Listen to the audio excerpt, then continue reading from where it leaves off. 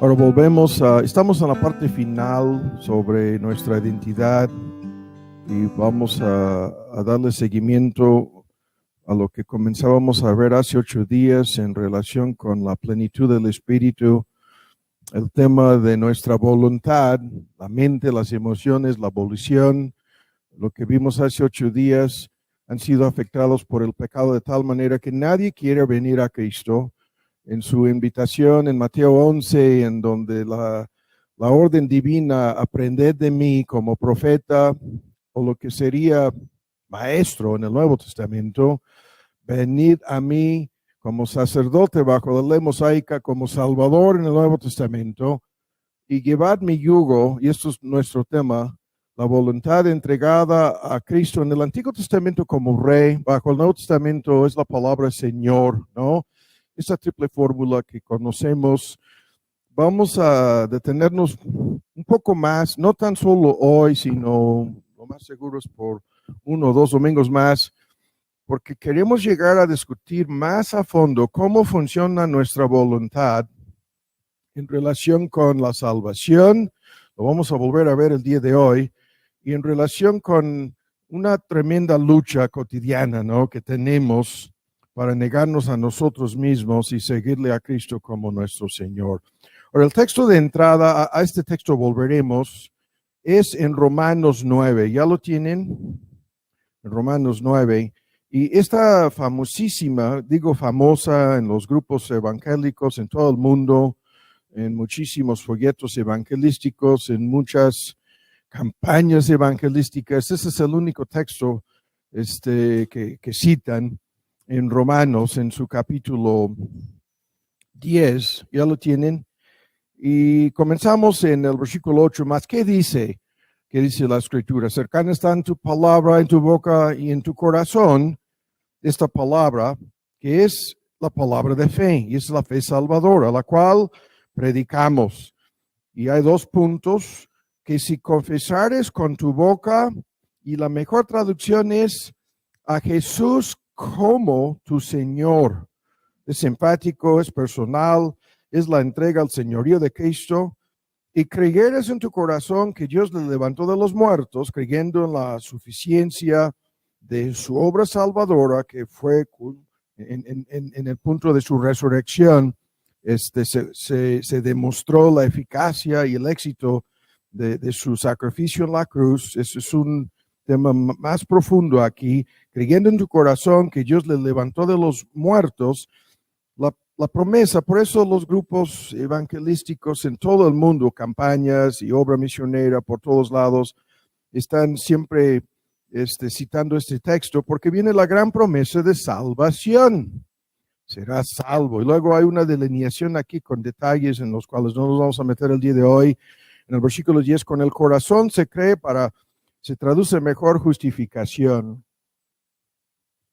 para recibir la vida perfecta y la muerte de Cristo acreditados a nuestra cuenta. Esa es la obra de justicia que nos hace falta para salvación. Creemos en la eficacia de esta obra y somos justificados, y por medio de la fe. Y con la boca se hace confesión.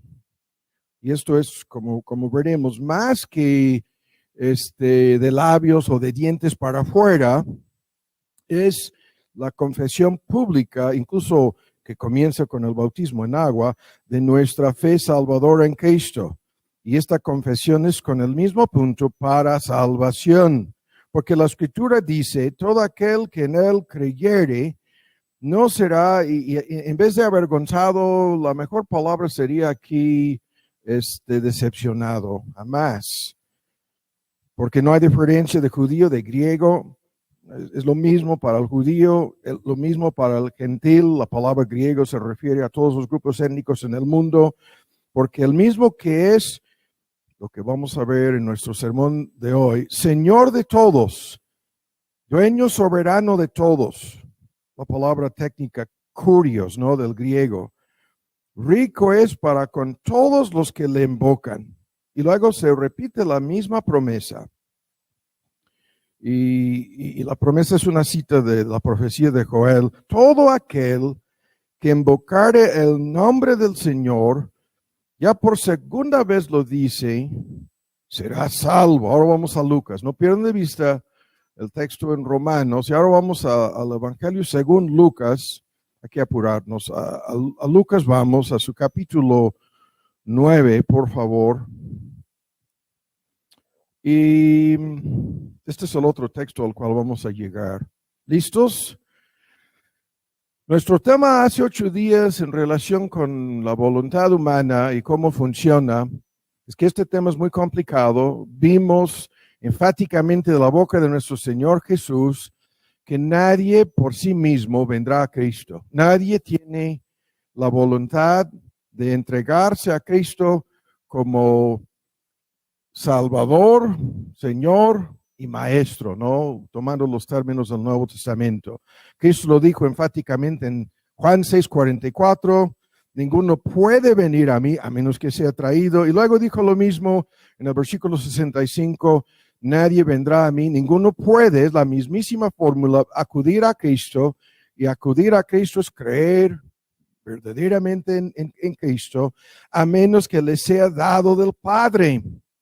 Y vimos una parte de este tema, los obstáculos, ¿no? Y la oposición que hay en el corazón humano en relación con esto. Y por lo tanto, todos los que acuden a Cristo lo hacen por su gracia. Tanto el deseo como el poder de hacerlo procede de Dios, no es de nosotros.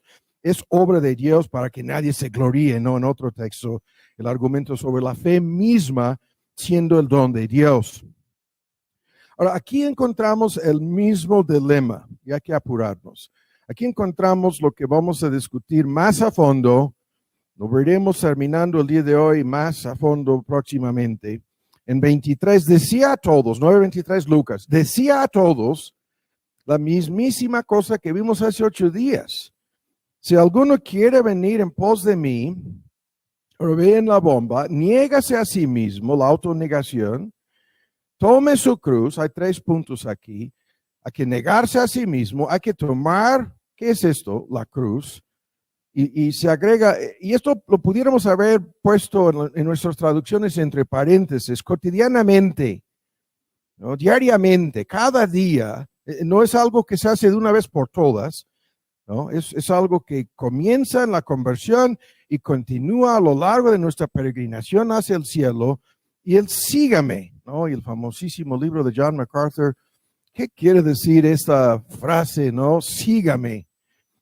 En su libro sobre el Evangelio según Jesús. Y en 24, porque cualquiera que quisiere salvar su vida, ahora vienen las advertencias, la perderá. Y todo aquel o cualquiera que perdiere su vida por causa de mí, la salvará. Y luego la más, quizás después de Romanos 10, la más citada afirmación de tanta controversia y confusión, en realidad, de la boca de nuestro Señor Jesús, ¿qué aprovecha al hombre o qué le aprovecharía a cualquier persona ganar, si ganare todo el mundo, y cuántas veces esta ilustración como un cambalache, recibe todo el mundo a cambio de qué? A cambio de su alma, ¿no? Y se pierde a sí mismo o corre peligro de sí, o sea, se pone a sí mismo en peligro. ¿Qué aprovecharía una persona hacer este tipo de cambalache?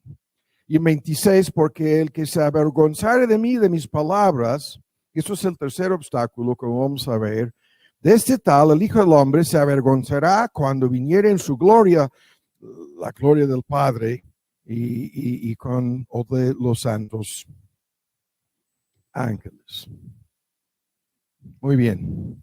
Ahora comencemos, y lo que vamos a hacer en la introducción en una forma de síntesis es preparar el camino para lo que vamos a discutir sobre la voluntad que se tiene que entregar a Cristo como Señor, no tan solo en la salvación, sino a lo largo de la vida cristiana, ¿no? Ahora vamos por partes aquí. Este asunto tiene un trasfondo como lo que vimos hace 8 días. El trasfondo, y si quieren buscar en el Génesis, no vamos al capítulo 3 del Génesis, el trasfondo de este asunto es lo que sucedió en la caída. Y específicamente, el gran engaño que el diablo realizó al procurar la caída de Adán y Eva. Y el gran engaño, muchos de nosotros lo entendemos, es un tema centrado en la voluntad humana, en la supuesta libertad humana y en lo que llamamos el mito de la autonomía humana. Incluso ese es un tema que hemos estado viendo en algunos de los primeros estudios en el instituto. Ahora, sin ver todo el contexto del engaño que realizó el enemigo, lo que nos interesa aquí es, ven con mucha atención, lo que el diablo le ofrece a Eva. En el versículo 4 le dice que violando la prohibición divina, la única ley, ¿no?, que tenían, no moriréis, contradiciendo por completo lo que Dios les había dicho en el capítulo anterior, lo vemos. Mas sabe Dios, estamos en Génesis 3:5, que en el día en que comieres de este fruto prohibido de él, serán abiertos vuestros ojos y seréis como dioses. Vean, con minúscula la palabra dioses, y vean, minúscula dioses plural, sabiendo el bien y el mal. Y vio la mujer que el árbol era bueno para comer, era agradable a los ojos, árbol codiciable para alcanzar la sabiduría, y con su volición, con su albedrío, con su voluntad, tomó del fruto y comió, y luego dio también a su marido, el cual comió así como ella, y comienza la catástrofe, ¿no?, en donde perdieron su libertad de escoger a favor de Dios. Ahora, aquí empecemos. El mundo en que vivimos ofrece a todos los seres humanos lo que hemos visto desde el principio de esta miniserie: la posibilidad de escoger nuestra propia identidad, argumentando que tenemos esta libertad, exactamente lo que sucedió en la caída de Adán y Eva. El mundo nos dice a todos nosotros de entrada, ¿no?, que podemos escoger por nosotros mismos nuestra propia identidad, el quién eres, ¿no?, el quiénes somos. Y en base a esta facultad, nuestra propia voluntad, lo que el mundo, incluso teológico, describe como libre albedrío, tú puedes escoger. Hoy en día este tema es el centro de un conflicto mundial en las naciones del primer mundo. Incluso es increíble la tragedia que hay en esto. En los países ya evangelizados desde hace siglos, en donde el cristianismo es, en teoría, la religión dominante, tenemos una controversia más que interpersonal, más que entre uno u otro grupo. Es una controversia incluso entre los ciudadanos y los gobernantes. Es una controversia centrada en muchísimos casos en leyes constitucionales y los así llamados derechos humanos, en donde andan propagando en su engaño, autoengaño, como vamos a ver en un momento, y ceguera espiritual, una versión del libre albedrío, una versión de la autonomía humana que anuncia al mundo entero que tú puedes escoger todo en relación con tu identidad, desde tu género hasta tu sexualidad, desde tu raza hasta tu nivel socioeconómico, ¿no? Y la lista es interminable aquí de las cosas que tú tienes, todo con el poder de tu firma, no, todo con la fuerza que radica en tu voluntad. Tú puedes crear tu propia identidad, tu propia realidad, y el mundo entero se ha enredado en base a este engaño. La verdad es que tú y yo no escogimos ni nacer, ni de cuál raza, género, grupo, nación, pueblo, en cuál tiempo, de cuáles padres, con cuáles talentos, cuáles dones, cuáles capacidades. Nadie, nadie tuvo voz ni voto en el asunto, ni siquiera en la decisión de existir. Nada de lo que están diciendo es cierto. Escuchan, estas afirmaciones han enredado al mundo entero en un tipo de caos y confusión en los que han ido al extremo de poner en práctica ¿cuál es la palabra aquí? Esta falsa realidad, así lo voy a decir.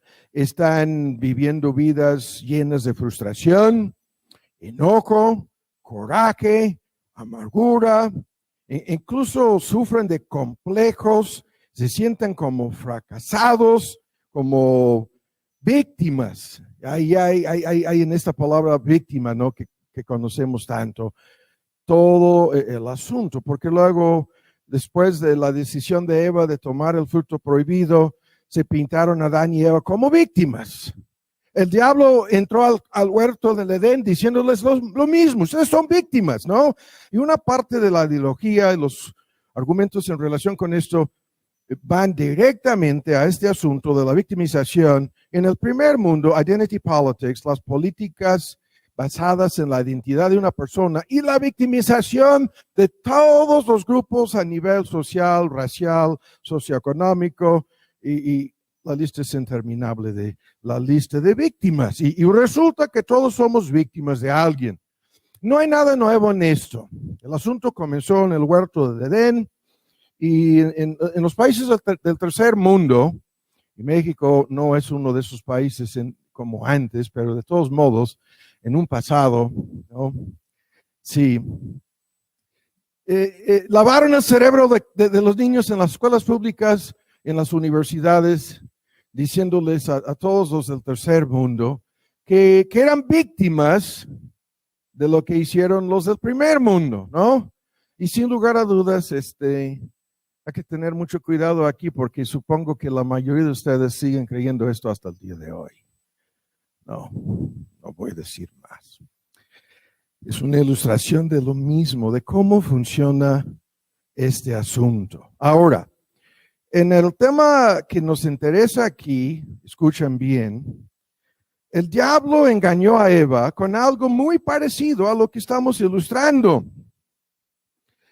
La mentira de la autonomía humana es lo que vamos a volver a discutir aquí un poco como la introducción a lo que viene en la salvación. Esto se relaciona, para muchos que nunca lo han entendido, directamente con la salvación. Y ahora vamos por partes aquí. El segundo punto en la introducción es este. El fenómeno hoy en día de redes sociales, como nosotros lo sabemos, ¿no? ¿Hay alguien que no lo sabe? Este fenómeno de las redes sociales es más de lo mismo. Porque en las redes sociales, tú no tan solo puedes escoger tu identidad, sino que puedes propagar esa imagen, incluso puedes recrearte, ¿no? En esa imagen que quieres proyectar, que quieres comunicar, ¿no? A los demás. Y el milagro de la tecnología moderna te permite, ¿se acuerdan ustedes de estos puntos? Los vimos al principio de esta miniserie. Te permite crear tu propia agencia de publicidad, usando fotos, imágenes, blogs, comentarios, ¿no? En la lista interminable de redes sociales. Tú puedes ser el centro de la atención de tu pequeño círculo. En este sentido, tú puedes ser una celebridad en tu propio show de realidad en las redes. Así funciona esto. Y esto es lo que vemos por todos lados. Las personas que viven en ese mundo, ¿no? Comunicando una imagen a los demás.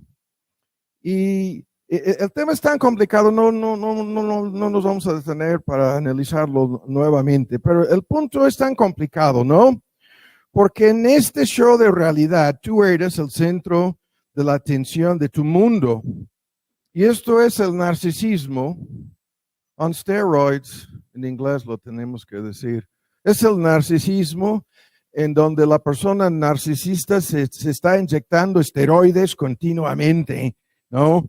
Con cada foto, con cada comentario, y tú puedes ser el centro de la atención de tu mundo, en donde todos los demás son espectadores en el teatro que tú estás creando, ¿no? Y tú eres el protagonista en tu propia telenovela, la telenovela de tu vida. Y la popularidad de todo esto es lo que entendemos. Si tienes 100 seguidores, no sería tan interesante detenernos aquí. Si tienes 1,000 seguidores, si rebasas 10,000 seguidores, ¿no?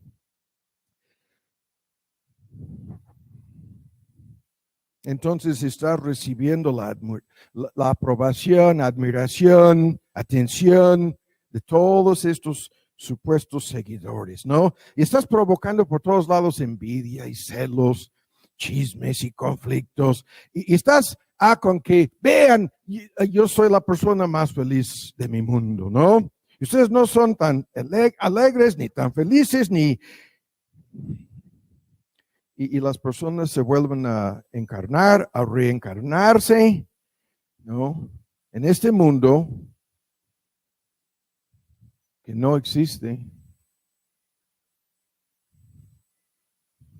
Y si se fuera a desenchufar mañana el Internet a nivel mundial, hay un peligro enorme en ese punto, no lo vamos a discutir, ni alarmar a nadie el día de hoy, pero están haciendo sus ensayos, ¿no? Como lo han hecho con epidemias y colapsos económicos, ya andan con esto de que en cualquier momento se nos puede apagar el Internet, ¿no? ¿Y qué va a pasar con las personas que viven en ese mundo de Facebook, en donde resultan ser la persona más atractiva y más talentosa y más exitosa y más interesante y más poderosa? No. Y no vamos a darle seguimiento al argumento, tan solo para decir que Dios tiene su página de Facebook.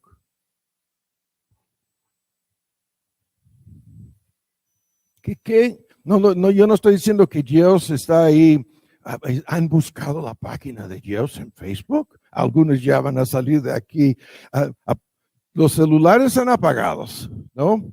No, yo estoy diciendo que Dios tiene una página sobre tu vida y tu biografía y todo lo que se escribió en el libro La Predestinación antes de tu nacimiento, hasta tu ADN, tus dones, talentos, todo lo que sucede en tu cuerpo desde el momento, ¿no? de la concepción hasta el día de tu muerte.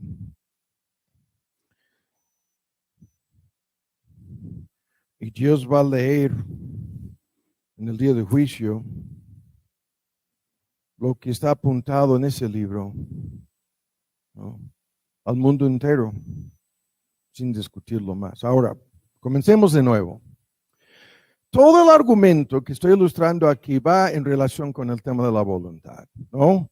Y la capacidad que tenemos en base a nuestro libre albedrío de crearnos, ¿no? en nuestra propia imagen. Ahora, rápido, tenemos que discutir estos puntos que muchos de ustedes conocen. La libertad de hacer esto, lo que estamos comentando aquí, no existe. La libertad de hacer tu propia página, recreándote, ¿no? Para presentar una imagen a los demás, no existe. ¿Qué es lo que estoy diciendo? Salvo en un mundo de fantasía. La libertad de recrearte a de veras no existe, es lo que estoy diciendo. Incluso la libertad que se convierte en un tipo de autonomía en donde no estamos sujetos a nadie ni nada, tampoco existe. Cuando hablamos de estos términos, libertad, y nos preguntamos, comenzando con Dios mismo, ¿es libre Dios? Yo soy el que digo ser, no, yo soy quien soy. El mismo nombre Jehová en el Antiguo Testamento, en donde los tres tiempos del verbo ser, pasado, presente y futuros, están encapsulados en el lenguaje, en el hebreo. El único que se encuentra verdaderamente libre es Dios. Y no vamos a discutir eso, es un tema gigantesco. Pero aparte de este punto, ya pasando de Dios y llegando al mundo de las criaturas, ¿son libres los ángeles? ¿Los ángeles buenos son libres? O si hablamos de los ángeles caídos, los demonios, ¿son libres los demonios, los ángeles caídos? ¿Son libres? Los ángeles santos, los ángeles caídos, ¿en cuál sentido libres? ¿Hay criaturas en el universo entero que se encuentran verdaderamente libres? ¿Existe esto? Criaturas que se encuentran libres de las limitaciones impuestas por Dios. Criaturas que se encuentran libres del control de Dios. ¿Existen en el cosmos? ¿Existen seres, criaturas libres de la obligación de cumplir con su razón de ser? Es lo que estoy preguntando. Y cuando hablamos del hombre, ¿no se encuentra muy limitado el ser humano? ¿No se encuentra limitado en sentido físico? ¿Cuántas limitaciones hay? En sentido, y la lista aquí es interminable, en todos los sentidos hay límites. En sentido moral, en sentido físico, en sentido socioeconómico, la lista nunca termina aquí. De límites que impidan que hagamos con nuestra voluntad lo que quisiéramos hacer. Ahora, Dios dice lo que estamos diciendo en su palabra. Nos dice que el hombre no es libre para hacer algo diferente de lo que es una criatura hecha en la imagen moral de su creador y por lo tanto responsable ante su creador. El hombre no se encuentra libre para desobedecer. Eso es lo que sucedió en el huerto del Edén. Desobedecieron y perdieron esa libertad y se condenaron a sí mismos y a su descendencia a la catástrofe que estamos viviendo. No le toca al hombre decidir lo que será. No, lo que hará, menos. La fórmula, ¿no?, que conocemos, el ser, ¿no?, el hacer, son cosas limitadas por Dios, ¿no? Y en este asunto, el saber, es más de lo mismo. Estos puntos que están en el huerto del Edén, el diablo dice, ustedes pueden ser diferentes de lo que son, no son obligados a ser criaturas, ustedes pueden ser dioses con minúscula, ¿no? Y ustedes pueden saber cosas que tan solo Dios sabe. Y ustedes pueden querer cosas contrarias a su voluntad, oponiéndose a Él con su albedrío, con su volición. Ustedes pueden librarse del Creador. Ustedes pueden hacer exactamente lo que se les prohibió hacer y no sucederá nada. El diablo entró al huerto del Edén para venderle a Adán y Eva el mito, el cuento de la autonomía humana. Un ser autónomo es independiente. No es dependiente, sino libre de todos los demás. Un ser autónomo hace lo que quiere. No tiene que rendir cuentas a nadie. Un ser autónomo puede dar su propio significado, su propia definición. Lo que yo estaba ilustrando con las redes sociales es la persona caída, narcisista, egoísta, en su mundo que no es más que un abismo y vacío, recreándose, tratando de convencer a los demás de que es alguien o algo que no es. y ustedes pueden vivir así como su propio fin, como su propio fin quiere decir como su propio Dios. Lo que es la esencia del egoísmo, lo que es la esencia del narcisismo. Ustedes pueden encontrar su razón de ser, propósito, significado, todo el asunto, simplemente queriendo ser dioses. ¡Qué tonto es esto!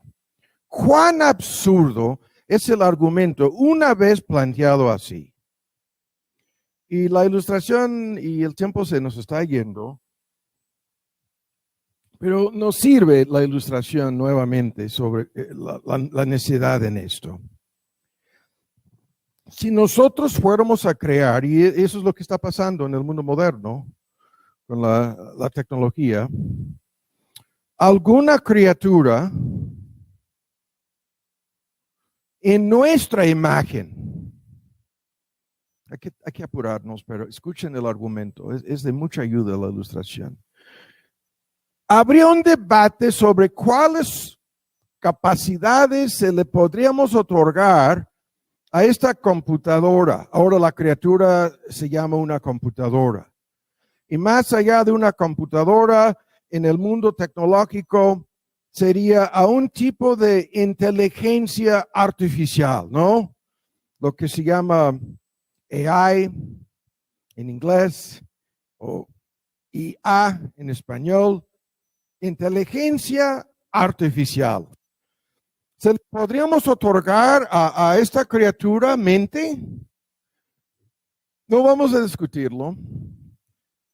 En teoría, la parte del CPU en la computadora es un tipo de mente. No vamos a, es una ilustración y nada más.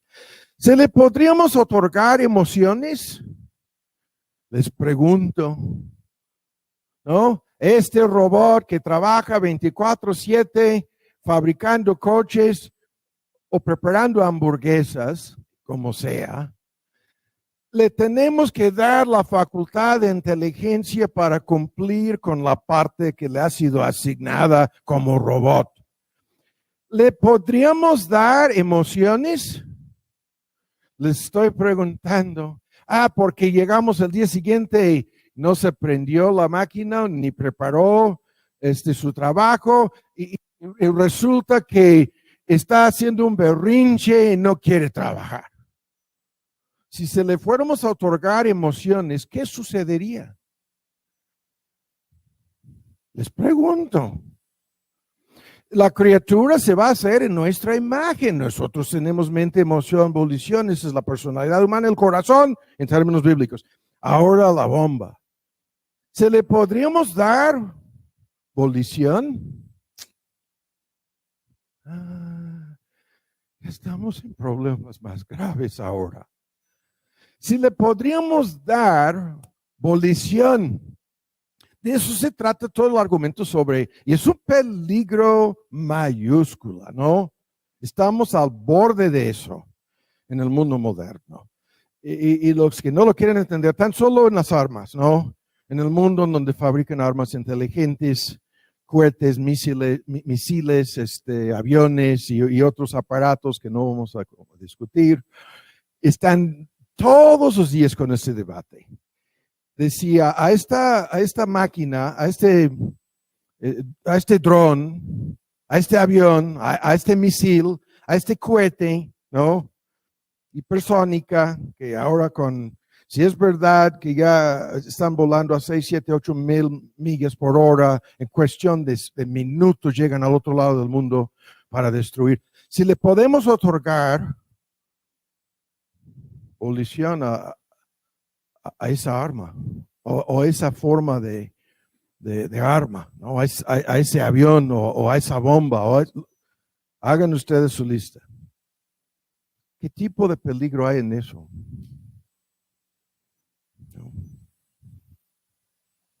Y lo que de inmediato entendemos es, si no se establece un límite aquí, con las criaturas que nosotros pudiéramos fabricar en nuestra imagen, estas criaturas pudieran levantarse en contra de nosotros, como en una película de ciencia ficción de Hollywood, y podrían acabar con nosotros. Podrían no atacar a nuestros enemigos, sino a nosotros en un momento dado. Y la pregunta sigue siendo, si es que nosotros no tengamos si no tenemos el control. ¿Quién tiene el control? Esto es nuestro tema.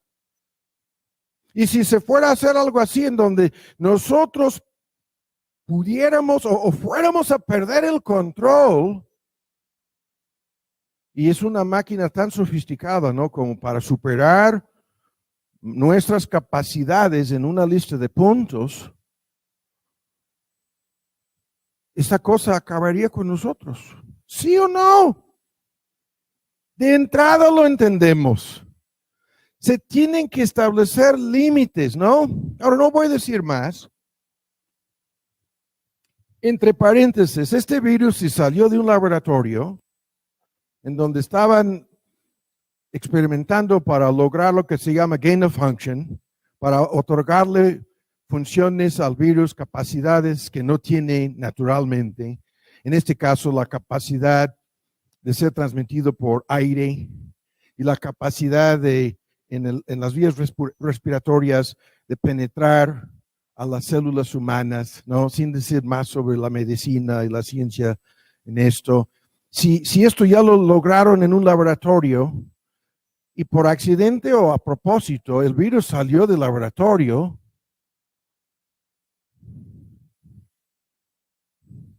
los que no pusieron restricciones sobre la capacidad que el virus tendría de infectar a medio mundo, y hay que entenderlo, los científicos que pusieron el dinero para estos experimentos en Wuhan, en China, llevan 15 a 20 años alegando que no les podemos poner ninguna restricción a estas cosas.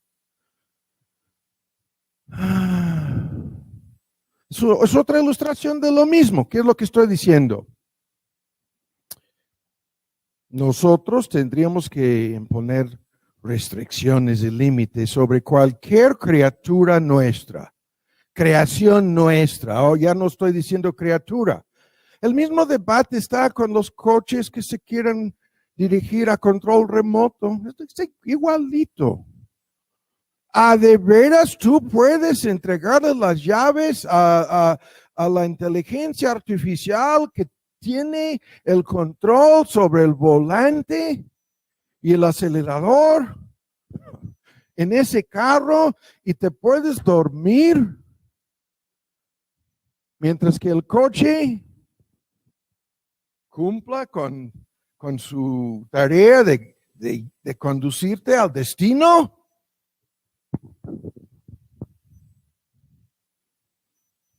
Si no se han fijado en los accidentes y las personas muertas y cómo se van echando para atrás, diciendo que esto no va a funcionar así, no puede funcionar así, con algo tan sencillo como un coche.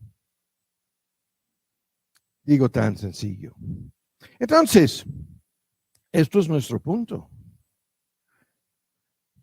Dios dice, el hombre es mi criatura. Dios dice, el hombre no es libre para hacer lo que se le dé la gana. Dios lo dice. Dios dice, el hombre es mi criatura y el hombre no se encuentra libre para desobedecerme. No, Dios dice, el hombre es una criatura hecha en mi imagen, pero con muchas limitaciones.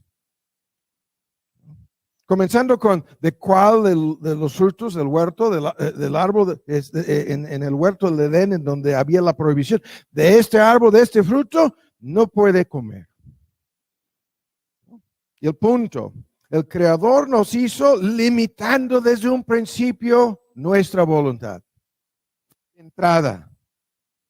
Y advirtiendo que lo que está en este tema, cualquier sistema de inteligencia artificial a fuerzas necesita un botón de autodestrucción, un botón en donde el creador del sistema de inteligencia artificial garantiza que si esto no obedece nuestras órdenes, esta cosa, esta criatura, acabaremos con... Ahora voy a usar la palabra bestia, porque en el Apocalipsis 13 se describe algo muy parecido a esto, si nunca lo han visto, ¿no? De una máquina, se llama animal, bestia, es un debate interminable, que se vuelve vivo y habla.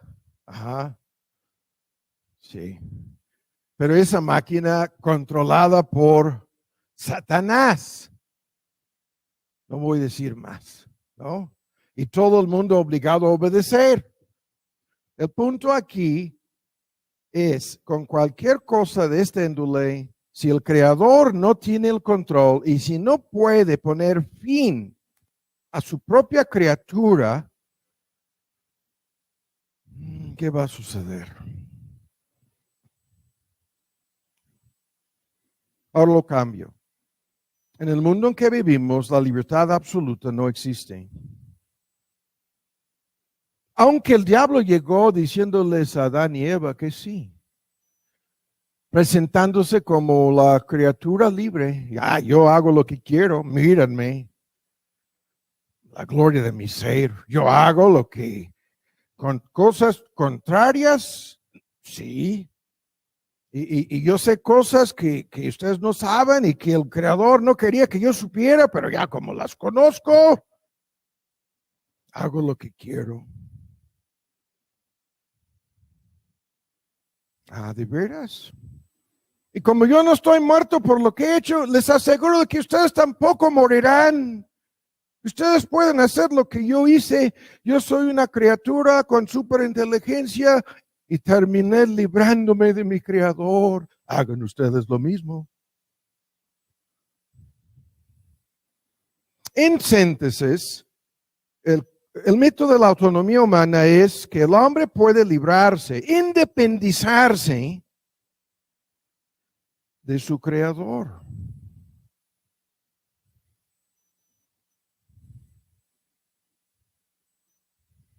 Y como en la ilustración de las redes sociales y Facebook, la gente en algún sentido cree la misma mentira, porque piensan que se encuentran libres para cumplir sus sueños.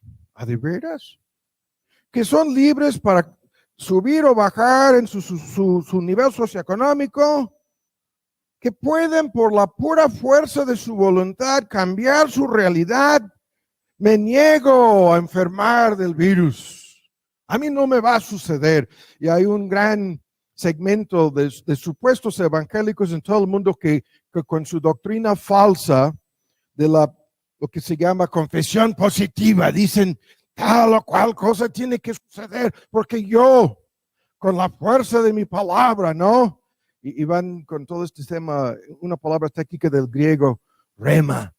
La palabra pronunciada, con el poder de esta palabra, yo puedo cambiar mi realidad. Es lo que dicen. Dicen que esto es bíblico. Dicen que es cristianismo. Ajá. ¿De veras? Yo puedo mejorar, y la lista. Puedo curarme de lo que sea, ¿no? Puedo ganar la lotería. Si quiero, voy a ganar la lotería.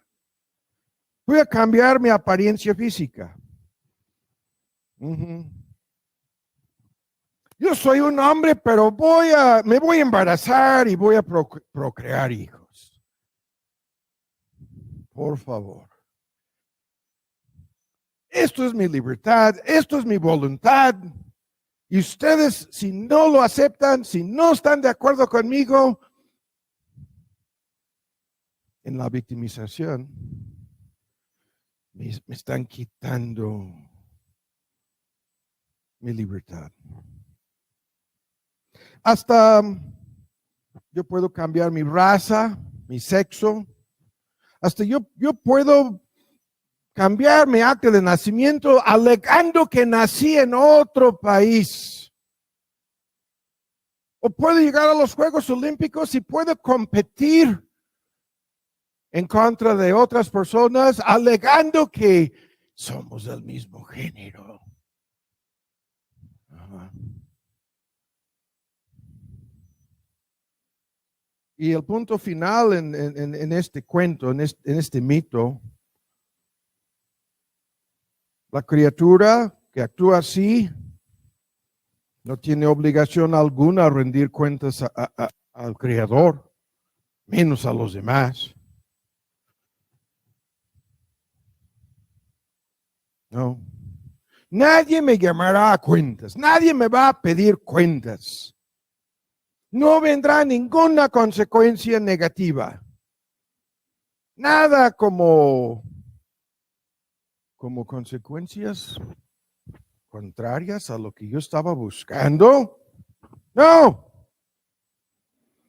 Y así el tema que nos sirvió de introducción el día de hoy.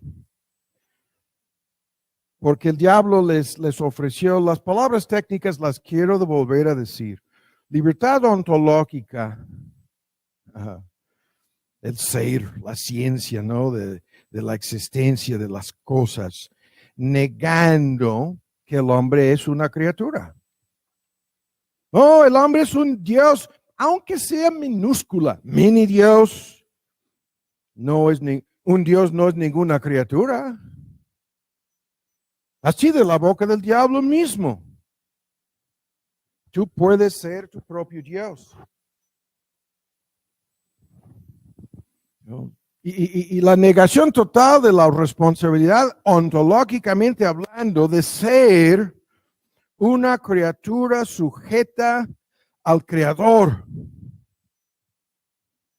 Y lo vuelvo a decir, para personas que, no, esto suena tan fantástico. No es nada fantástico. Estamos frente a este peligro hoy en día con la inteligencia artificial. Lo cambio con la así llamada ciencia. Eso es otro, el debate. Nadie cree en la ciencia, es lo que están. Si te opones a la vacuna o al tratamiento X o a lo que sea en términos médicos, es que tú estás en contra de la ciencia. Y quieren entronar la ciencia humana que por milenios enseñaba que la tierra era plano, cuando la Biblia decía desde el principio globo suspendido sobre nada en el espacio. No voy a decir más. La ciencia no es infalible, pero le quieren entregar a la ciencia. No, algunos científicos que tienen una agenda política de por medio en el asunto. Como lo hemos dicho mil veces y lo vuelvo a decir, olvídense del calentamiento global y el cambio climático. Lo que están haciendo es tomando datos de un periodo tan limitado como para dar a entender con la imagen gráfica de esto, de que tienen la razón. Pero si te remontas hacia 200, 300, 500 o más años en la historia, vas a encontrar que cambio climático, desde una perspectiva de calentamiento y enfriamiento, son la historia de la Tierra. Y son fenómenos cíclicos naturales que se repiten una y otra vez, ¿no? Sin discutirlo más. Y los únicos cambios drásticos, reales, en el clima que han sucedido en relación con el diluvio y después en todos los actos que son juicios de Dios. Dios envía la sequía, Dios envía la lluvia, Dios envía los insectos, Dios destruye la cosecha, Dios termina envenenando, ¿no?, la comida, Dios quema los bosques con relámpagos que caen del cielo. Es un ciclo de renovación del bosque, ¿no? Dios envía los huracanes, los terremotos, toda la lista, gérmenes, pandemias, epidemias. Según el Génesis 3, porque la tierra misma se volvió el enemigo del hombre. Su entorno mismo se volvió enemigo de su propia existencia para enseñarle al hombre que no es un ser autónomo. La creación misma es enemigo del hombre, en todos los aspectos mencionados en el Génesis 3.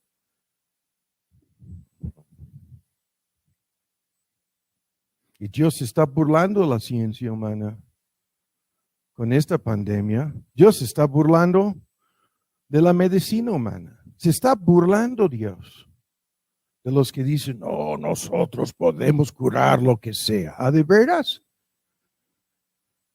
No, porque todas estas cosas demuestran y comprueban el argumento. La responsabilidad de ser, la responsabilidad en sentido moral y ético. No vamos a discutir lo que enseñan hoy día es el relativismo.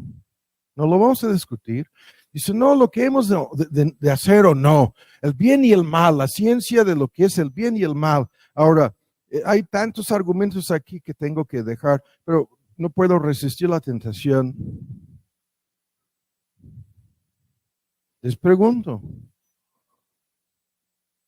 incinerar un mínimo de 6 a 7 millones, pudieran ser 12 seres humanos en hornos, en campamentos de concentración.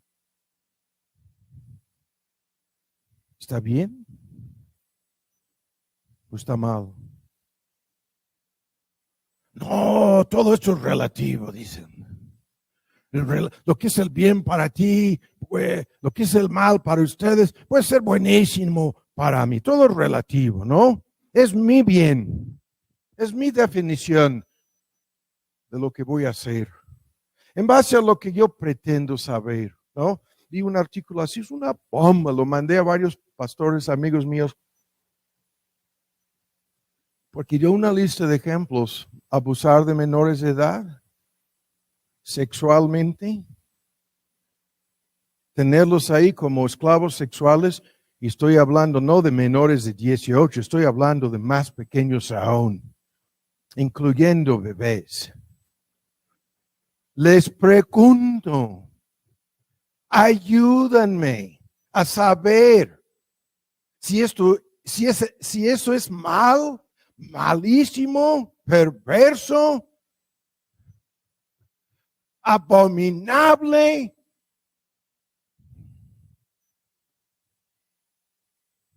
Les pregunto. Y la lista es interminable aquí. En nuestro querido México, tan solo el tema del homicidio y la impunidad y el secuestro. ¿Hay alguien que se levante a decirnos que es? Hay algunos que sí. Dicen que eso es buenísimo. Es un hobby. Así se divierten. Ajá. Es su libertad. Tienen licencia si no hay gobierno, si no hay nadie para decirles no, menos investigar y castigar a los culpables. ¿De qué dicen? Estamos haciendo justicia nuestra, justicia propia, con nuestras manos. Es lo que nos están diciendo. Pero el relativismo, no, ustedes son una bola de puritanos, viven en la Edad Media, con este libro alguien lavó su cerebro, y no entiendan el mundo moderno en que vivimos. Ajá. Y peor, si son tus hijos que están siendo abusados, o si a ti te están amenazando con muerte, o si es tu familia la que quieren llevar en vagones a Auschwitz. Ahora tú, ¿qué vas a decir tú? No, ese es el bien que ellos entiendan. Están exterminando de la faz de la tierra a todos los que han impedido. Las teorías de los nazis están basadas al 100% en la mentira más grande jamás propagada en la historia del mundo, la evolución. Los judíos y todos los demás son los que están impidiendo la evolución. Son una parte de la raza humana subdesarrollada que se quedó atrasada en el proceso evolucionario. Todos los que creen en un racismo real, eso es la base de su racismo, y eso es lo que les hace racistas.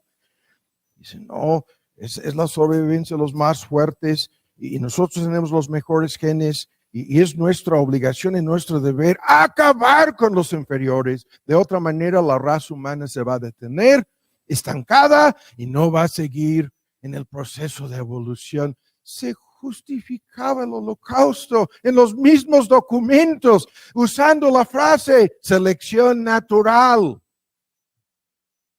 El mecanismo invisible de la supuesta evolución. Nosotros estamos ayudando a la así llamada madre naturaleza a seleccionar a los que tienen el derecho de vivir y a exterminar a los demás. Así se justificaban los nazis. Y millones de ellos. Es increíble, ¿no? Y luego se andan publicando en la actualidad estos términos que les pido perdón. They were just good Germans. Eran tan solo buenos alemanes. Pudieran haber no estado de acuerdo 100% con Hitler, pero en su patriotismo y nacionalismo falso eran una bola de buenos alemanes. Good Germans. Que obedecían órdenes. Sin cuestionar, sin oponerse.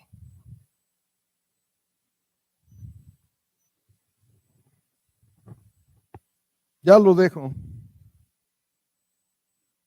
para terminar el día de hoy con nuestro tema. Ahora, el tema con el cual empezamos, tenemos suficiente tiempo. El tema que nos interesa en el resto de este sermón es ¿por qué? Ya lo entendemos, es tan obvio, ya lo hemos sembrado, ¿no? El argumento. ¿Por qué, si el hombre ha de ser salvo, si el hombre ha de ser rescatado de esta catástrofe, de su propia caída en pecado y rebeldía, por qué esta salvación exige que se entregue a Dios? Ya la respuesta, ya la sabemos, ya la tenemos, ¿no? ¿Es que no te cayó el 20? Si tu catástrofe fue, ahora volviendo a nuestro tema aquí de la criatura, ¿no? Si esta criatura que se volvió loca en su base de inteligencia artificial y enemigo de su creador, si comenzó a amenazar al creador con que acabaré contigo, ¿no? El hombre, si fuera sabio, al crear esta criatura, acabaría con la criatura. Se acabaría el asunto. Eso es lo que Dios debería haber hecho con nuestra raza. ¿O no? Es lo que hizo con los ángeles caídos. Todos, cada uno de ellos, sentenciados al lago de fuego para siempre. Ni chance, ni oportunidad, nada. Sentenciados, ¿no? Pero nuestro Dios hizo lo que ya sabemos. Para nuestra raza caída, un plan de salvación. En este plan de salvación, Él hace la obra necesaria para perdonar nuestra rebeldía, nuestros pecados, ¿no? Castigándolos en la persona de su Hijo, todo lo que el Evangelio anuncia, pero en el contexto aquí, Dios hace lo necesario para borrar estos pecados, no olvidándolos, no pasándolos por alto, sino castigándolos en la persona de su Hijo.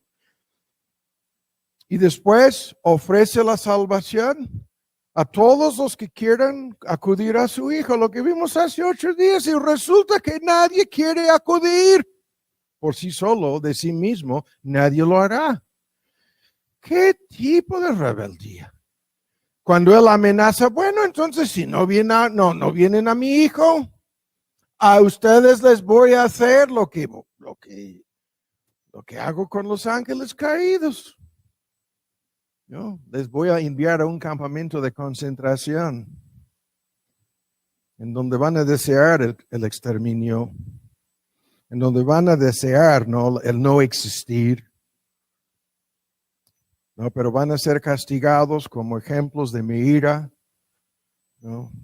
Voy a demostrar al universo entero lo que sucede a criaturas que se rebelan en contra de mí. Y los seres inteligentes que habitan el universo, ángeles, van a ver esta lección. Por un lado. Y por otro lado, van a ver la gloria mía en salvar y rescatar a una muchedumbre de estos rebeldes por la obra de mi Hijo. Pero aterrizando aquí, el punto es este. Todos los que regresan a mí, todos los que vienen a mi Hijo, todos los que acuden al Evangelio, ¿no?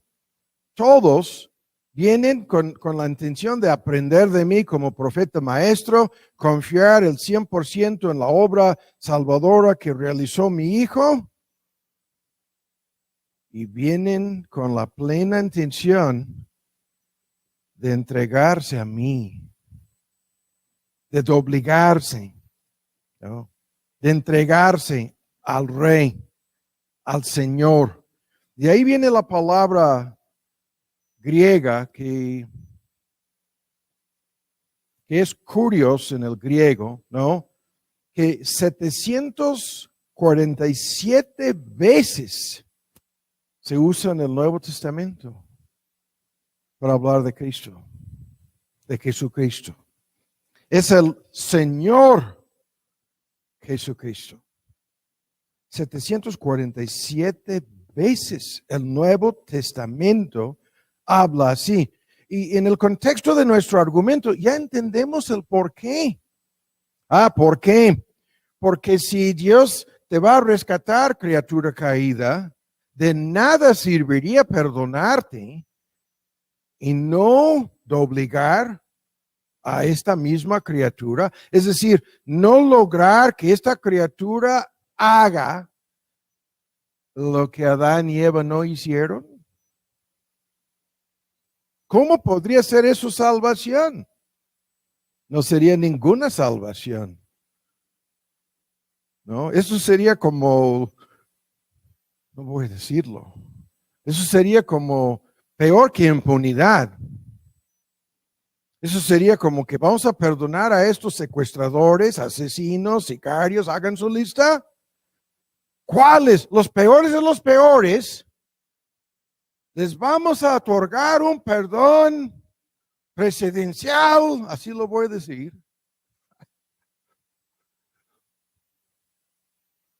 ¿No les vamos a desarmar? No. ¿No les vamos a obligar a arrepentirse, humillarse, someterse, pedir perdón y comprometerse a abandonar? No. Simplemente les vamos a perdonar. Y medio mundo, hoy en día en los grupos evangélicos a nivel mundial, creen que eso es la salvación. Que es el perdón. Es Dios, te amo tanto que me puedes matar y no importa. Te perdono de todas maneras. ¿De veras? ¿Qué tipo de salvación sería? ¿Qué tipo? ¿No? De obra para rescatar a esta criatura caída, ¿no? Si no cambiara Dios la voluntad de esta criatura, asegurando que jamás vuelva a esa rebeldía absoluta, ¿no? Rebeldía. Entonces, aquí de inmediato entendemos el argumento. Y en el tiempo que nos resta lo vamos a bosquejar y nos vamos. 747 veces Cristo es el Señor. Escuchen ahora, hay algo muy importante aquí. En el libro de los Hechos, en la predicación apostólica, en los primeros viajes misioneros en donde salieron a predicar el evangelio, tan solo en el libro de los Hechos, 92 veces identificaban a Cristo con la misma palabra griega kurios, Señor. Ahora, ¿qué quiere decir esta palabra? En síntesis, a grandes rasgos, lo voy a resumir. Primero, la palabra Señor en la Biblia es un problema que tenemos en español para entender este término. Es un problema en realidad en muchos idiomas, no tan solo en español. Pero es una palabra técnica que usaban los emperadores, lo que eran los César romanos, en donde se autoproclamaban divinos y soberanos sobre todo. Ese es el término griego. Y en una lista de textos, muchos, en las parábolas es lo que se encuentra, Dios se identifica con este término Señor o kurios, diciendo yo soy el dueño. Y aquí podríamos detenernos y no decir más el día de hoy. El Señor kurios es el dueño del hombre. No es simplemente el creador, es el dueño del hombre. Y la lista, dueño de una viña, dueño de un esclavo, dueño de un animal, mascota, dueño de algo, de una vivienda, de una hacienda, de lo que sea, dueño de una cantidad de dinero. Una y otra vez, el dueño a quien le pertenece algo. Eso es el término. Ahora, ¿qué quiere decir? Quiere decir lo que hemos estado diciendo. El hombre no se hizo a sí mismo. El hombre tiene un creador. Y ese creador resulta ser su dueño. No te perteneces. En una serie de ejemplos en las parábolas, la acusación es, estas personas se robaron a sí mismas de su dueño. Y no lo estoy diciendo correctamente en español, perdónenme. They stole their lives away. Robaron al dueño legítimo de sus vidas, tratando de apoderarse ellos mismos de estas vidas. Lo que veíamos al principio, diciendo, yo soy dueño de mí mismo. Yo me pertenezco a mí mismo. Cristo contesta y dice, no, yo soy el dueño. ¿Y no me es lícito hacer lo que quiero con lo mío? De la boca de Cristo, la respuesta. Yo soy el dueño, yo soy el Señor. Ustedes me están acusando de hacer algo indebido aquí. No me es lícito hacer lo que quiero con lo mío. Y aquí podríamos detenernos con una tremenda lista de ilustraciones, incluso chistosas. Si alguien llegó el día de hoy en un BMW, no voy a decir quién, estoy seguro, y ese automóvil es mío. Esa persona no saldrá de aquí con las llaves. Vamos a llevar un Uber, lo que sea. Yo me voy en ese coche. Me estoy autoproclamando dueño de algo que no me pertenece. Y ustedes me van a agarrar, ya lo sé. Hay un closet en donde me voy a esconder, en el cuarto piso, voy hacia arriba, me voy a esconder. No. Y no me van a dejar salir del closet hasta entregar las llaves. Ya sabemos lo que va a pasar aquí. ¿La ilustración es absurda? No. Porque en este asunto Dios dice, yo soy el dueño del hombre. Y ninguno será aceptado ni perdonado por mí sin reconocer esto. Ahora, la palabra se usa en segundo lugar para hablar de una relación de autoridad absoluta que el dueño o el señor tiene sobre sus pertenencias. Yo no tan solo soy el dueño. Yo hago lo que quiero con lo que es mío. Ahí está la autoridad. Las ilustraciones en el Nuevo Testamento son de esclavos y amos. Una lista de textos, no es necesario ni verlos. En cada texto, el esclavo tiene que obedecer, el esclavo tiene que someterse, el esclavo tiene que comprometerse a servir a su amo. Y esta es la palabra que resulta ser en muchos textos sinónima con la palabra Señor. Amo, ¿no? Esclavo, siervo. Y todos los textos dicen, el amo exige obediencia voluntaria, exige submisión, exige que las personas le sirvan, así el lenguaje de Pablo, no sirviendo solo cuando se están mirando, no sirviendo al ojo, sino de corazón, con ánimo, con corazón sincero. Y va de por medio que el siervo quiere agradar a su Señor, mostrándole fidelidad, lealtad, obediencia, etcétera, submisión. Pero el punto es este. Si reconocemos a alguien como nuestro Señor, nosotros estamos tomando la postura del esclavo o siervo, súbdito, obediente, leal a este Señor.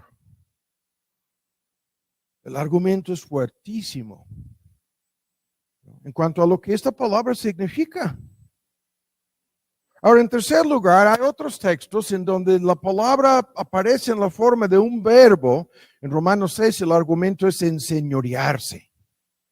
El argumento es que el pecado es el amo en la caída, ¿no? El Señor de sus súbditos. Y todos los que se entregaron al pecado y al diablo están esclavizados y sujetos a su dominio y control. Sujetos a su autoridad. Por eso dijo Cristo a todos sus enemigos, a todos sus judíos incrédulos, ustedes de vuestro padre el diablo sois. Y a él le quieren obedecer. Y a él le obedecen. A él le han entregado el derecho de mandar. A él le han entregado su obediencia y lealtad. Si no lo entienden abiertamente, ustedes son hijos del diablo y no pueden librarse de sus garras. Y ahí el punto es más fuerte. Ni los que dicen ser autónomos y libres de Dios son libres, son esclavos de sus propios pecados y peor, esclavos del enemigo de sus almas. Ni lo saben.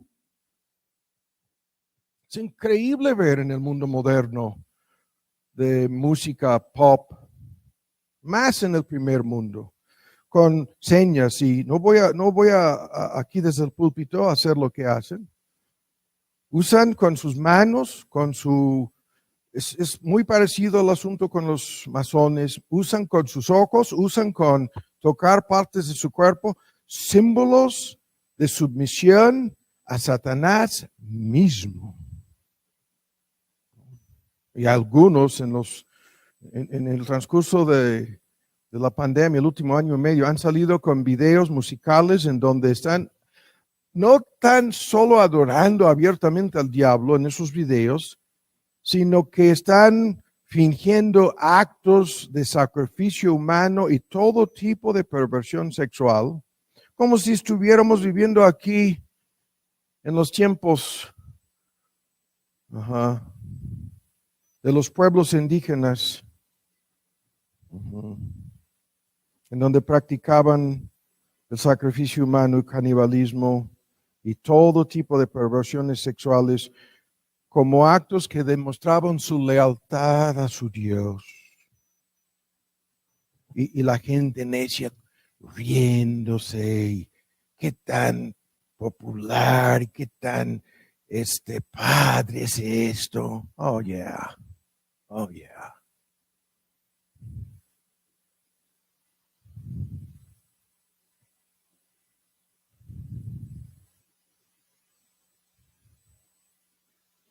Ahora rápido. Enseñorearse, aquí estamos detenidos, es controlar y gobernar, ejercer poder.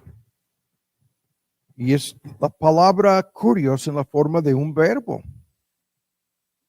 Así. Entonces, Si esto es lo que la palabra significa, ¿cuántas veces habla de este asunto del Nuevo Testamento? Sigo diciendo, más de 700 versículos hablan así. Pero ahora vamos a Romanos, con el cual empezamos, ¿no? El tiempo se nos está yendo y hay una larga lista de textos. En 2 de Corintios dice que cuando recibimos a Cristo como Salvador, dice que le recibimos como Señor. Es 4:5, ¿no?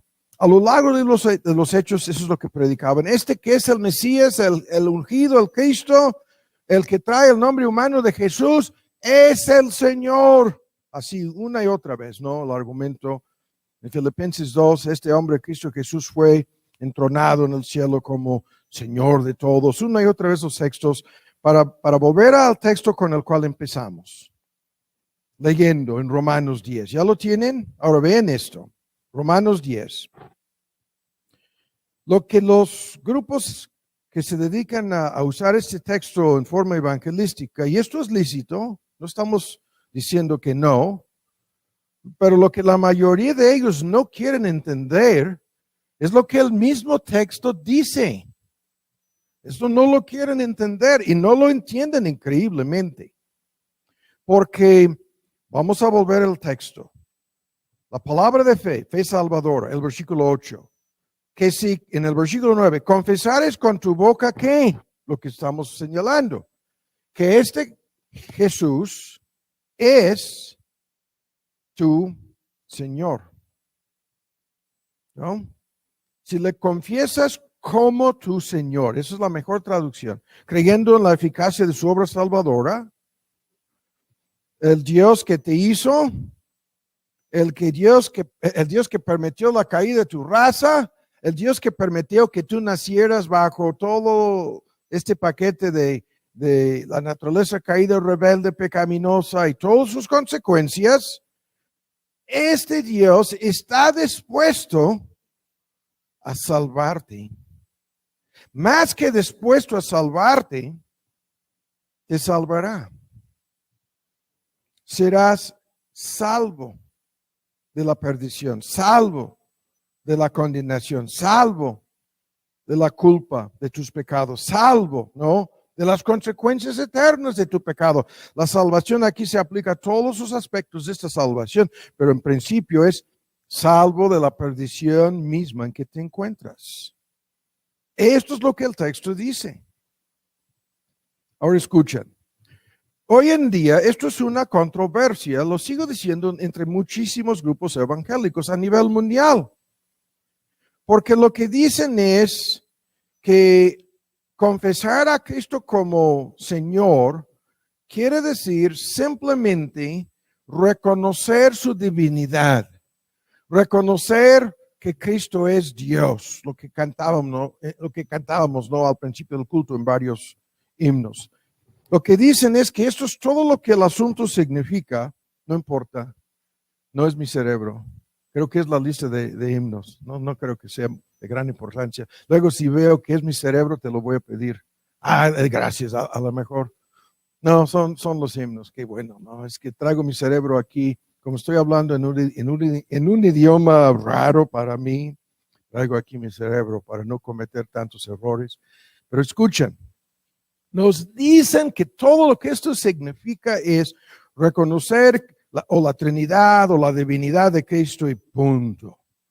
O sea, intelectualmente entender que el que vino a salvarnos es Dios mismo en el misterio de su encarnación. Y se acabó. Y lo que dicen es falso. No es cierto. Y lo que predican es que la fe salvadora es creer y confiar. Y la mayoría de estos grupos categóricamente niegan que hay que entregarse al señorío de Cristo. Su argumento: tú puedes creer en la obra salvadora de Cristo, tú puedes confiar el 100% en esta obra y permanecer en rebeldía en contra de la persona que hizo la obra. Permanecer viviendo como antes, o para decirlo de otra forma, no arrepentirse realmente de nada. sino aceptar la oferta de salvación. Eso es lo que dicen. Están inculcando a sus feligreses en muchos casos a repetir una oración prefabricada, y la oración prefabricada va más o menos por este camino. Señor, aunque usan la palabra Señor, no tiene la menor intención de someterse a Él.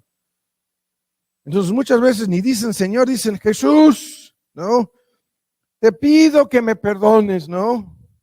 Y creo en tu obra salvadora. Y te doy gracias por haberme salvado, y se acabó. Y están inculcando a sus feligreses a repetir una fórmula prefabricada, lo sigo diciendo, en donde este punto lo han eliminado. Lo han excluido del asunto. No. Si esto es así, se va a salvar todo el mundo. Prácticamente. ¿No? ¿Qué es esto? ¿Quién? Es increíble, ¿no? Lo que trajo la catástrofe a los países cristianizados en el primer mundo es lo que estoy señalando. En gran medida, inculcaron en 2 generaciones de creyentes lo que acabo de decir, que creer en Cristo no es más que entender lo que hizo y confiar que es suficiente para que yo no vaya al infierno. Ya. Y con las campañas evangelísticas, y culpamos a Billy Graham. En realidad, no es el 100% culpa suya, pero en gran medida, porque manipulaban millones de personas en las campañas evangelísticas. Llegaron al extremo en que era imposible encontrar a alguna persona en la Unión Americana que no hiciera lo que les inculcaba hacer. De repetir, pudiera haber sido en el kinder, en primaria, en secundaria, a nivel universitario, o en su lecho de muerte. Señor, no, Jesús, aunque pudieran usar la palabra Señor y ni entenderla, confío en tu obra para que me salves y te doy las gracias. Ya. Y a muchas de esas personas, si venían de la Iglesia Católica Romana, en las campañas de Billy Graham, fueron conducidas con el clero católico de la ciudad o el lugar en donde se realizaba la campaña. Si venían de una secta, incluso la mormona, aquí están los mormones, vinieron a cooperar con nosotros en la campaña. Aquí están los sacerdotes, aquí están sentados sobre la plataforma los sacerdotes católicos y encaminaban a la gente a regresar a su iglesia de origen. Ajá. Hasta que termináramos con un presidente en la Casa Blanca teniendo relaciones sexuales ilícitas dentro de la Casa Blanca y cantando en la iglesia bautista en Little Rock, Arkansas, cantando en el coro los domingos. No es necesario ni decir su nombre.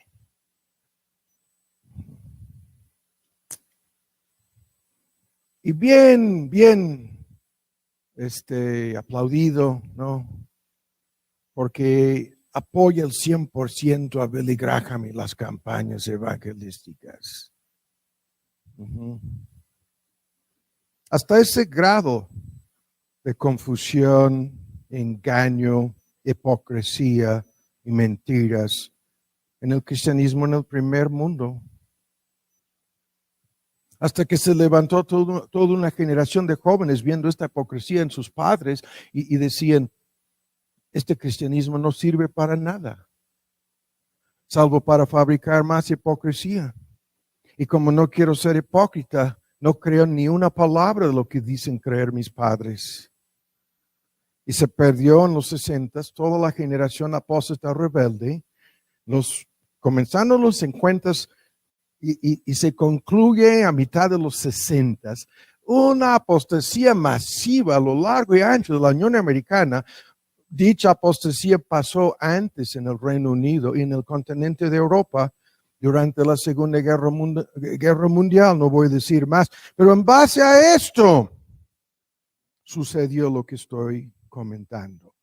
Personas negando categóricamente que la fe salvadora en Cristo exige entrega a su señorío, falsificando el mensaje, engañando a medio mundo,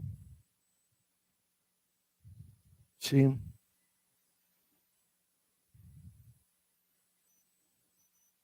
Y todo el mundo aceptándolo, el mundo religioso. 1 Corintios 12, escucha, no lo vamos a leer, dice que nadie puede decir que Jesús es el Señor. Y decir que Jesús es el Señor es lo que está aquí en Romanos 10. Aceptarle como su Señor, a menos que sea por el Espíritu Santo. A lo largo de su ministerio público, Cristo acusaba a los judíos que decían ser en algún sentido seguidores suyos. ¿Por qué me llamáis Señor? Señor es un modismo empatizando. Me están aplicando la palabra que en el Antiguo Testamento habla de Jehová Elohim, Dios de Israel. A mí me están identificando con este término. Me reconocen como Señor, pero no hacen lo que digo. Finalizando estos mentirosos, hipócritas en todo el mundo, en donde están fingiendo una religiosidad que no existe. No creo en el infierno, no creo en el Dios de juicio, no creo en el Dios de ira, creo en el sermón del monte. Creo en el sermón del monte. Y el problema para estas personas es que el sermón del monte termina con estas palabras. Las tengo que leer. El sermón del monte en el cual dicen creer, ¿no? Termina diciendo, no todo el que me dice Señor, Señor, entrará en el reino de los cielos, sino el que hace la voluntad de mi Padre que está en los cielos. Primero advierte, no todos los que en teoría aún reconocen mi divinidad y mi señorío tienen la teología correcta en esto, comprenden la sana doctrina aquí. Me llaman Señor, Señor, pero no hacen mi voluntad, ni la de mi Padre. Muchos, primero la advertencia, que si tú crees que esto es intelectual y nada más, que simplemente reconocer lo que estamos alegando, ¿quién puede negarlo? Esto no te va a salvar. Tienes que entregarte al Rey. Tienes que someterse a su señorío. De eso se trata. Porque luego dice el próximo texto, muchos me van a decir, muchos me dirán en aquel día, y la misma fórmula, Señor, Señor. Y aquí tienen profecías y señales y milagros, incluso exorcismos que hacían en su nombre. Y ahí dicen, nosotros no somos como aquellos, nosotros no simplemente decimos, sino hacemos estas obras maravillosas en tu nombre que son señales y milagros, que no son pruebas ni evidencias de salvación. En el caso de nadie, Judas hacía estos milagros. Demas también, sin discutirlo. Judas hizo exactamente esto. Judas practicaba el exorcismo de demonios. Judas tenía dones milagrosos operando en su vida. No, pero muchos me van a decir eso. Ellos interpretan esto como hacer un show. Y les voy a decir, nunca, es enfático aquí, nunca nos conocimos. Nunca existió ninguna relación verdadera, nunca una relación salvífica, nunca una relación personal entre ustedes y mí. Nunca os conocí, ni ustedes me conocieron a mí. No nos conocimos. Nunca existió ninguna, porque la relación, la única que puede existir entre Cristo y una persona, es la persona que reconoce su señorío.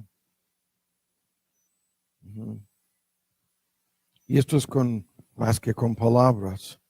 Apártense de mí, apartaos de mí, ¿no? Hacedores de iniquidad. Les tacha de personas no arrepentidas que nunca le conocieron a de veras. Y así viene al final del Sermón del Monte la descripción de los que construyen sobre la arena. Su casa, la que construyen, es su profesión de fe, no sobre la roca, sino sobre la arena construyen. Y luego cuando vienen las tormentas de la vida, ¿no? Lluvios, vientos, huracanes, cae la casa y así termina el sermón. Dice, su casa cayó y fue grande su ruina. Así termina Cristo el Sermón del Monte. ¿Hablando de qué? De esto. Así termina. Ahora, vuelvan a Lucas y vamos a concluir. Lucas, por favor.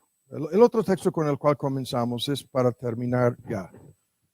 Este sermón nos ayuda a avanzar más, ¿no? En nuestro tema aquí sobre la voluntad. Estamos diciendo una sola cosa el día de hoy, que la voluntad no es libre, ¿no? Que está sujeta a alguien, sí. Si no está sujeta a Dios, está sujeta a la persona misma y al diablo, peor. Y que para que una persona se salve, para que una persona sea rescatada de esto, tiene que entregarse a Cristo y reconocerle como su Señor. Eso es todo lo que estábamos diciendo. Ahora vamos a terminar con este punto que introduce lo que veremos más a fondo, ¿no? Porque vamos a darle seguimiento a esto. No negamos que la fe es confiar en la obra. No negamos que incluye creer todo lo revelado acerca de la persona y obra de Cristo. Tan solo alegamos que si esto no te conduce a entregarte a esta persona, a la persona de Cristo, entonces tienes la misma fe de los demonios, que creen y tiemblan y jamás se doblegan. Tienen la misma fe, ¿no? De cantidad de personas, una fe histórica, intelectual, emocional, mística, selectiva, pero no es la verdadera cosa. Entonces, para concluir, ahora vean a nuestro Señor Jesús diciendo lo que estamos alegando aquí en la forma más enfática posible, aquí en Lucas 9. ¿Ya lo tienen? Lucas 9. Con esto empezamos el sermón el día de hoy. Y con esto hay que terminar. En 9:23.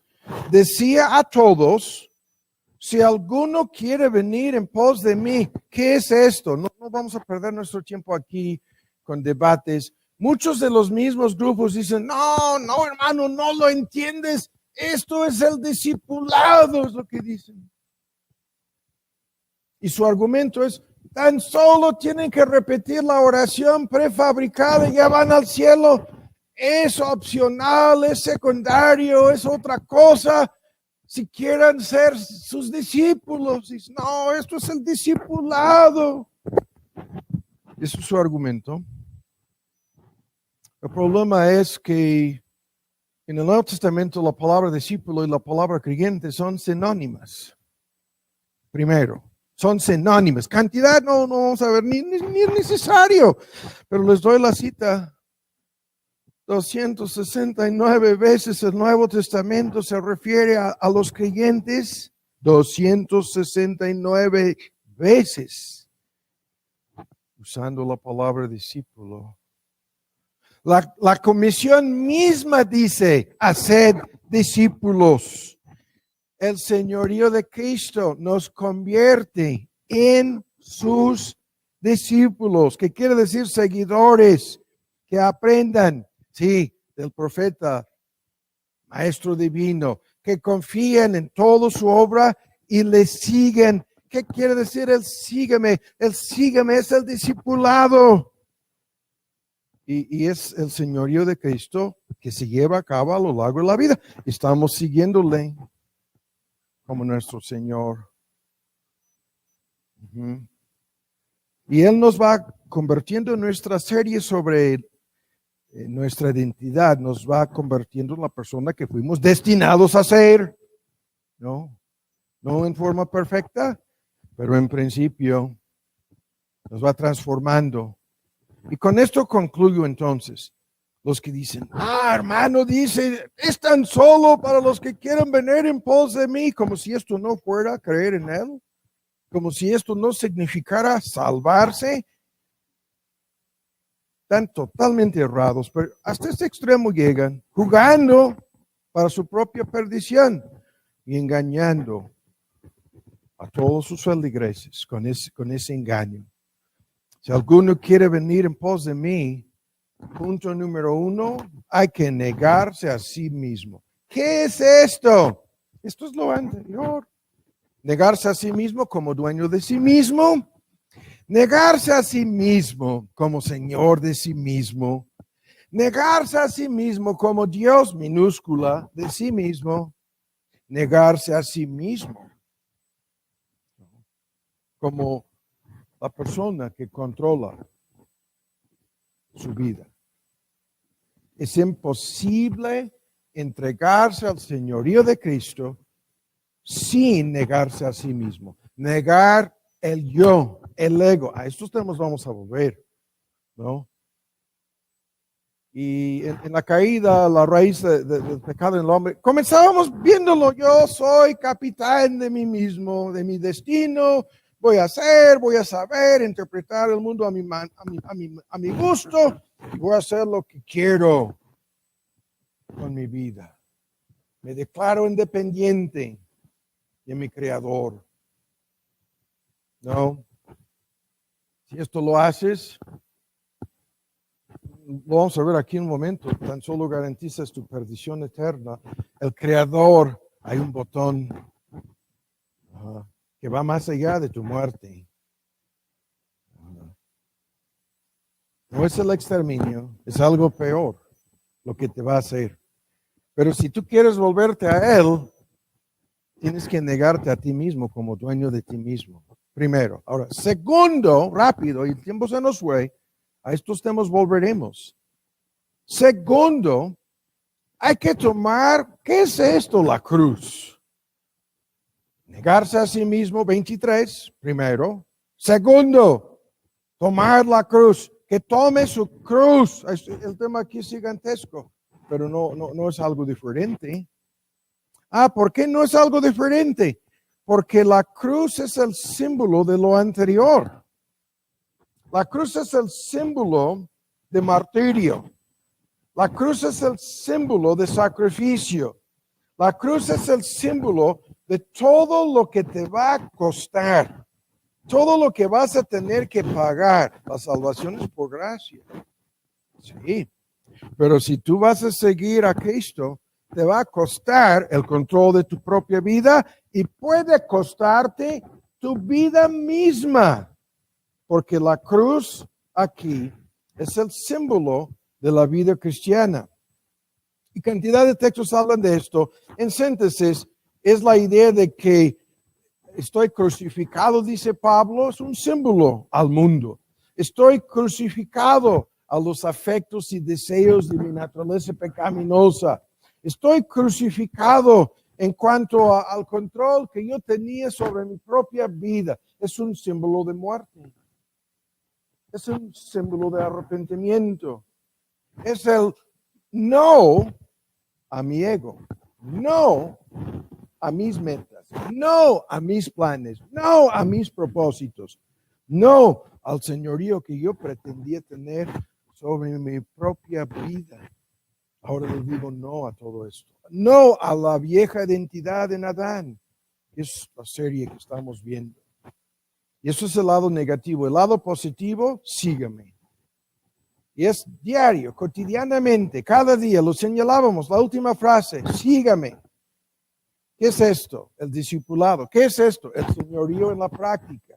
Hay que seguirle en todas las decisiones importantes en la vida, seguirle en todo lo que es la esencia de lo que hago con mi vida. Sígame, ¿no? El sígame. Y aquí para terminar, hay algo que es de mucha ayuda para salir de cualquier duda, Cristo nos da estos comentarios finales. En 24, cualquiera que quisiera salvar su vida, ¿qué quiere decir salvar su vida? Controlar su vida. No rendir el control de su vida a Cristo, sino sostenerse como la persona que tiene el control. Salvar su vida es seguir controlando su vida, como lo vimos al principio, haciendo lo que quiere. ¿Qué dice? Cualquiera que quisiera salvar su vida, la perderá. Y la contraparte que por el momento no nos interesa. Esta persona va a perder su vida, va a la perdición. Si no quiere rendir el control a otro, no tendrá control absoluto. Después, vean en 25, aquí encontramos las tres razones por las cuales las personas se pierden. Primero, porque no quieren rendir el control a Cristo. No quieren entregarse, primero. Segundo, tratan de ganar algo que este mundo les ofrece. Algo que el mundo les ofrezca en su cambalache, ¿no? ¿Qué aprovecharía una persona ganar? Todo el dinero en el mundo, todos sus placeres en el mundo, todos los deleites mundanos, todas las perversiones de la carne. Hagan su lista de lo que significa aquí la palabra mundo. Ganar el mundo a cambio de su alma. Y por eso la gente dice, yo no quiero entregar mi vida a Cristo porque todo lo que tengo se lo tendría que entregar también. Y esto es mío. Y hago lo que quiero con lo mío. A esto volveremos, ¿no? Pero por esto hay cantidades de personas como aquel joven rico que van a la perdición. Y por último, el último punto, después dice en 26, el que se avergonzare. Y esto es el punto más absurdo, pero más difícil para muchas personas. Dice, no, si yo fuera a ser convertido y entregarme a Cristo, cuánta vergüenza. En mi página de Facebook, si fuera a poner algún versículo bíblico ahí, qué tan vergonzoso sería identificarme. Y aquí el punto es, a estas personas les importa más su imagen, la opinión de los demás, lo que dirán, lo que harán. Y piensan, si yo fuera a ser convertido a Cristo, me tacharían de uno de estos de aleluya, quién sabe, sectario o uno que sufrió de un lavado de cerebro. Y por su soberbia, que es la contraparte de esta vergüenza, ¿no? Tendrían que humillarse y decir adiós a su soberbia, a su imagen falsa, si fueran a de veras a seguirle a Cristo. Y por estos tres motivos se pierden todos los que se pierden. Es simplemente cuestión de quién va a controlar. ¿O qué es lo que van a ganar de este mundo? ¿O quedarse bien con los demás? Por estas tres razones, todos los que se pierden, se pierden. Cuando, como lo vimos al principio, no tenían el control desde un principio, sino tan solo la ilusión. Entonces, la pregunta, ¿reconocemos a Cristo como nuestro Señor? Sobre todos sus aspectos en nuestra vida. No le podemos poner ningún límite. Esto es el tema con el cual empezábamos. Dios no puede poner ningún límite sobre nuestra supuesta libertad, dicen. No, Dios dice, yo soy el dueño soberano de tu vida, de tu tiempo, de tu dinero, de tus talentos. Yo soy el dueño soberano de tu familia, de tu pareja, de tus hijos. Yo soy el dueño soberano de tus dones, talentos y vocación. Yo soy el dueño soberano de tu alma. Y si tú pretendes volverte a mí, creer en la obra de mi Hijo, tienes que entregarte a su señorío sobre la totalidad de tu ser, sin reservas, sin limitaciones, entregarte a mí. Y en un contexto religioso les aseguro de que todos los que se pierden, que asisten a iglesias evangélicas y terminan como lo que vemos al final del Sermón del Monte, es por esto y nada más. Por este punto y nada más. Si pudieran ser creyentes carnales, si pudieran aceptar y creer en la obra y seguir en rebeldía en contra del Rey, se salvaría todo el mundo. Pero no se va a salvar ninguno de estos. Están procurando su propia perdición al no entregarse a Cristo. Padre, damos muchas gracias por habernos reunido, por el tiempo, la paciencia de los oyentes nuevamente. La importancia, la dificultad del tema, que es el corazón de todo lo que anda mal en nuestro mundo, el centro de la oposición al Evangelio y al Cristo que exige señorío sobre nosotros.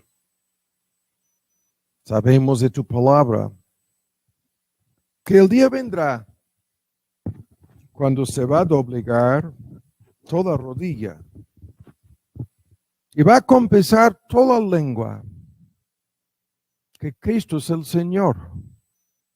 Tu palabra nos lo dice en una serie de textos. Lo vemos incluso en el Apocalipsis al final. Pero para los que se doblegan y confiesen esto en el día de juicio, su confesión tan solo servirá para asegurar su perdición eterna, porque nunca quisieron doblegarse ni entregarse en esta vida. Pero aquí estamos, Padre, todos nosotros aún vivos. No hemos llegado a ese día de juicio. Y por tu poder y gracia, puedes obligarnos, ayudarnos a entregarnos a Cristo como Señor. Y esto te lo estamos pidiendo por los que ya dicen ser creyentes y por todos los demás presentes aquí el día de hoy. Ninguno puede reconocer a Cristo como su Señor, salvo por el Espíritu Santo, por un poder omnipotente e irresistible. Tienes que regresarnos al redil. Y por eso te estamos pidiendo por cada persona presente. En el nombre de Cristo Jesús. Amén.